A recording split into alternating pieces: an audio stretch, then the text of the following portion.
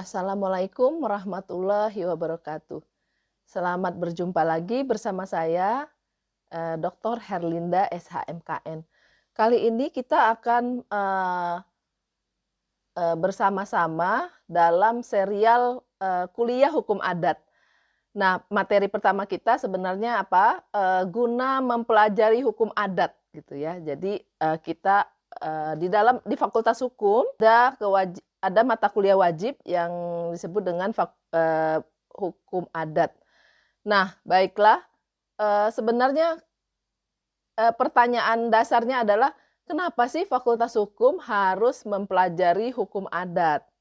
Baiklah, pertama ya, kita lihat bagaimana sebenarnya eh, realitas kita di Indonesia.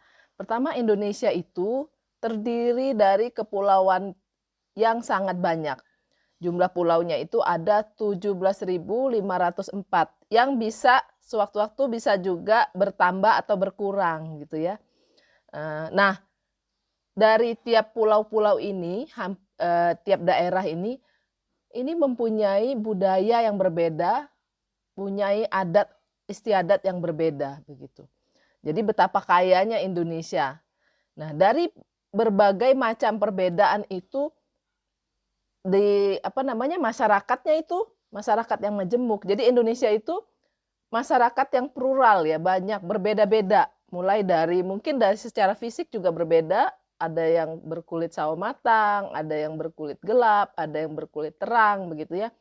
Meskipun pada umumnya berkulit sawo matang, tetapi secara masyarakatnya itu masyarakat majemuk. Dari mulai bahasanya yang berbeda, kemudian adat istiadatnya apa? Mulai dari perkawinan misalnya yang berbeda, kemudian bagaimana hukum keluarganya, bagaimana warisannya, kemudian bagaimana juga dengan yang secara fisik kita bisa lihat, misalnya rumah adat yang berbeda-beda, ya. Rumah adat ini memang menunjukkan perbedaan budaya, perbedaan cita rasa dari setiap daerah itu berbeda-beda yang ditampakkan dengan perbedaan itu juga. Nah, baik. Sekarang pertanyaannya adalah bagaimana sebenarnya sikap kita terhadap hukum adat? Sikap terhadap hukum adat kita sebagai seorang yang bidangnya adalah hukum, seorang ahli hukum ya. Jadi ketika kita masuk ke Fakultas Hukum, maka kita akan mempunyai tujuan harapan itu memahami hukum. Salah satunya hukum adat. Nah, gimana sebenarnya sikap kita terhadap hukum adat ini? Nah, ada dua sikap. Secara teori ada dua sikap. Yang pertama, sikap ilmu untuk ilmu. Yang kedua, sikap ilmu untuk masyarakat. Baik, yang pertama, sikap untuk ilmu itu bagaimana sih sebenarnya maksudnya? Pertama gini, berdasarkan adat resting ting bertujuan apa katanya? Untuk menggiatkan penyelidikan ilmiah terhadap hukum yang tidak dikodifikasikan dan meningkatkan pengajaran hukum gitu ya. Jadi memang mempelajari hukum adat untuk pengembangan hukum adat itu sendiri, karena sebenarnya hukum adat itu dinamis, karena yang dipelajari itu apa sih? Manusia, perilakunya manusia. Dan di mana dia manusia itu dinamis, terus berubah, terus berkembang. Sehingga hukum adat itu sendiri untuk dipelajari untuk pengembangan ilmunya, ya. Kedua, apalagi sikap ilmu untuk ilmu ini menjauhkan hukum adat dari pengaruh dan kemungkinan modernisasi. Kenapa kok harus dijauhkan? Karena sebenarnya modernisasi itu ada sisi positifnya ya. Nanti mungkin dibaca-baca lagi, dipelajari lagi apa itu modernisasi. Nah, mungkin ini adalah kemungkinan modernisasi yang bersifat negatif gitu ya. Misalnya yang membuat hidup manusia semakin individualis, semakin tidak peduli dengan sesama misalnya. Seperti itu salah satunya. Sementara kalau di masyarakat Indonesia itu masyarakat yang guyup, saling gotong royong, saling bantu, seperti itu. Nah, kemudian kita masuki ke sikap ilmu untuk masyarakat. Jadi, kalau tadi untuk ilmunya sendiri, kalau ini sikap ilmu untuk masyarakat. Apa tujuannya? Bertujuan tugas-tugas akademis dan universiter. Maksudnya akademis itu ya tujuan dari kehidupan kampus ya, salah satunya kehidupan seorang yang berilmu, bahwa ilmu itu tidak hanya dipahami, dipelajari, diajarkan, tetapi juga ada sisi pengabdian masyarakatnya. Karena kan tugas Tridharma perguruan tinggi itu pertama mengajar, kedua meneliti, ketiga pengabdian. Jadi ini juga untuk pengabdian kepada masyarakat termasuk. Ya tiga-tiganya ada semua ya, pengajaran, penelitian, dan pengabdian masyarakat. Nah, kemudian ditujukan terutama untuk kepentingan pembangunan bangsa. Maksudnya apa ya?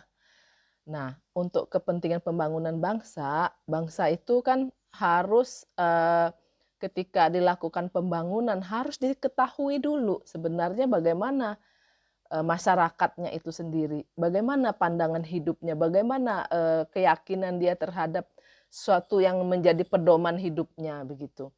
Nah, ini penting sekali karena ketika kita tidak tahu bagaimana kondisi masyarakat itu yang sebenarnya, masyarakat Indonesia yang sebenarnya, maka mustahil kita bisa mengukur bagaimana kelanjutan pembangunan bangsa kita ke depan.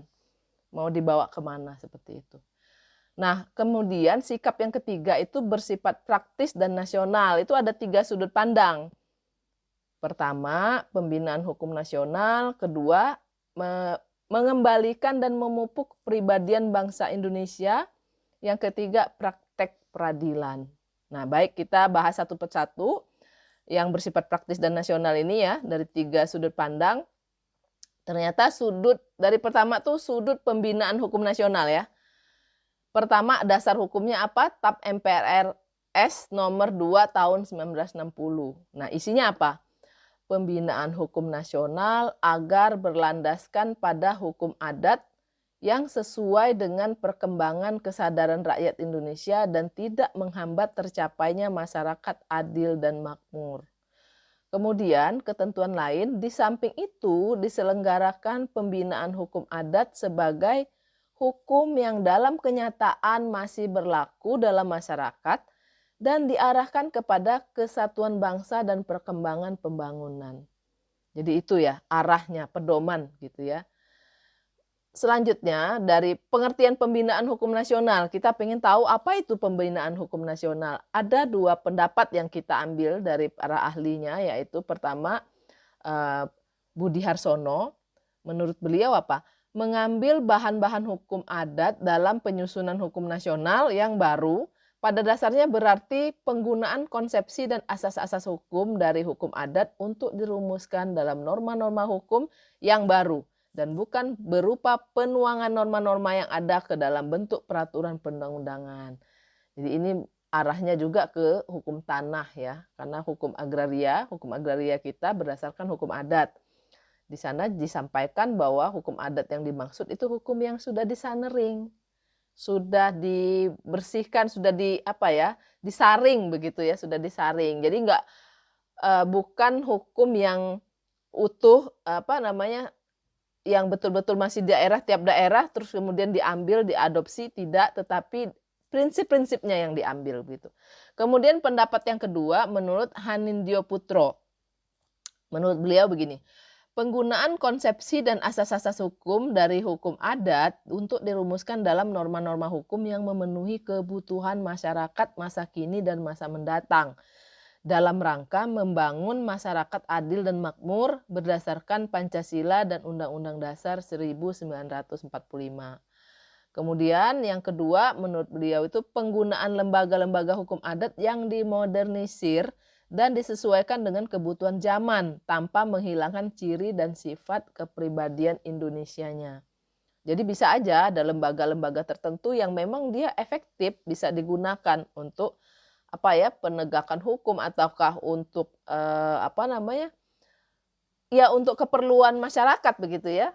Jadi memang meskipun dia itu berasal dari hukum adat, jika memang kompatibel dengan kebutuhan saat ini dan nggak bertentangan dengan sifat kepribadian Indonesia yang meskipun beragam tapi bersatu begitu ya. Kemudian yang ketiga itu memasukkan konsep-konsep dan asas-asas hukum adat ke dalam lembaga-lembaga hukum asing yang dipergunakan untuk memperkaya hukum nasional. Jadi semacam hybrid gitu ya, antara konsep dan asas hukum adat digabung dengan konsep yang datangnya dari hukum asing begitu. Baru dari kemudian yang kedua, sudut mengembalikan dan memupuk kebudayaan bangsa Indonesia. Ini apa maksudnya? Pertama, hukum adat sebagai aspek kebudayaan berarti bersumber pada kebudayaan asli Indonesia. Sehingga mencerminkan sifat gotong royong dan struktur sosial serta struktur kejiwaan Indonesia yang berbeda dengan masyarakat lain. Jadi sembari memang kita melihat aslinya seperti apa, kita juga sedang menuju masyarakat yang dicita-citakan itu tadi. Apa?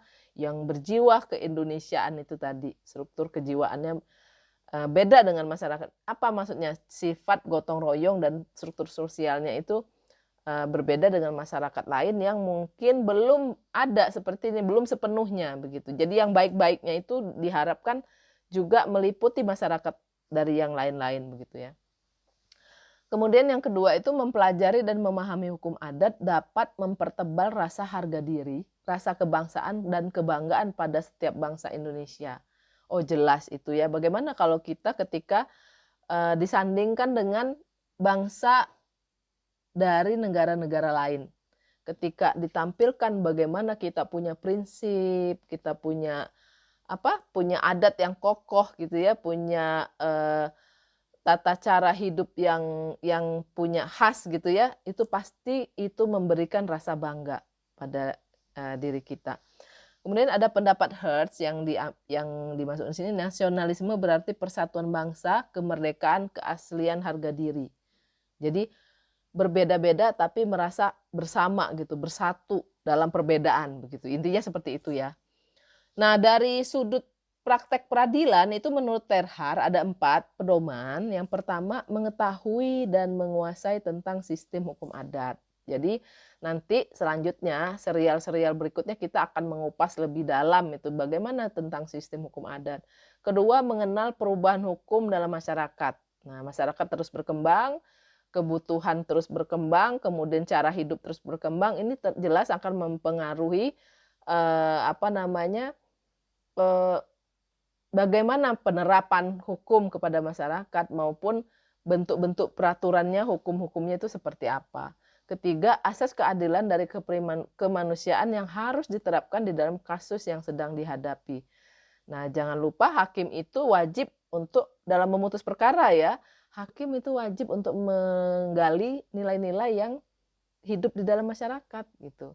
Jadi meskipun memang harus melihat keperaturannya seperti apa yang berlaku secara nasional maupun ini juga harus melihat bagaimana sisi keadilan dan keprimanusiaan yang berlaku di masyarakat itu di tempat masalah itu yang sedang yang akan diputuskan begitu ya. Kedua, memperhatikan putusan yang terdahulu. Jadi hakim-hakim itu juga melihat putusan-putusan terdahulu dalam memutus perkara begitu. Nah, baiklah, ini daftar referensi bisa dilihat sendiri, buku-bukunya ada. Baik, demikian, terima kasih, sampai jumpa lagi pada serial kuliah hukum adat berikutnya. Wassalamualaikum warahmatullahi wabarakatuh.